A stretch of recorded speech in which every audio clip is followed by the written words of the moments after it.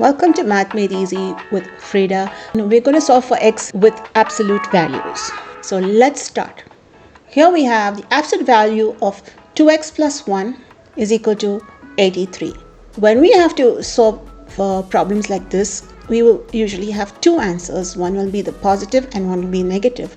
When we remove the absolute sign, this will give me 2x plus 1 is either equal to positive 83 or 2x plus 1 is equal to negative 83, because the absolute value of positive 83 or negative 83 is actually 83. So we solve this way and we will get two answers. 2x is equal to 82 minus 1, okay, divide by 2 on both sides and we get 41. So x is equal to 41. That's one answer. And let's try the next one, which will be 2x is equal to negative 83 minus 1, which will give me 2x is equal to negative 84.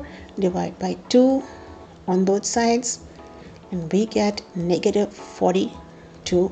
The value of x is negative 42. These are the two values of x which satisfy this problem.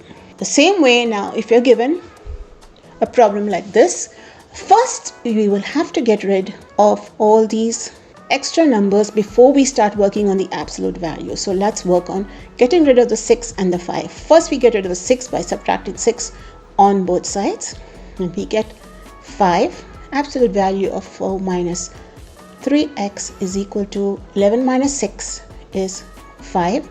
Then divide by 5 on both sides.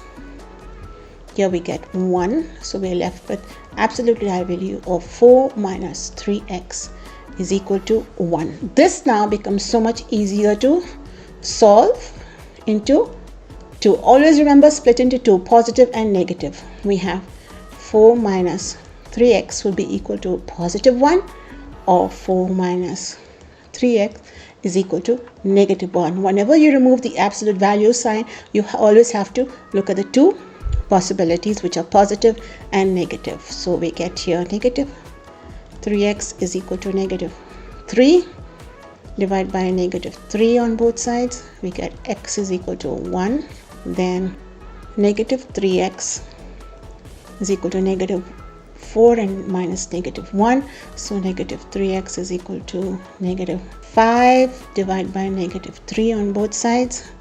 We get x is equal to 5 over 3. So you have two answers here, 1 and 5 over 3.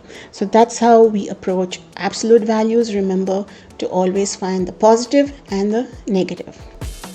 Thank you for watching Math Made Easy. If you like this video, please don't forget to give me a like before you leave. Thank you for watching. Bye.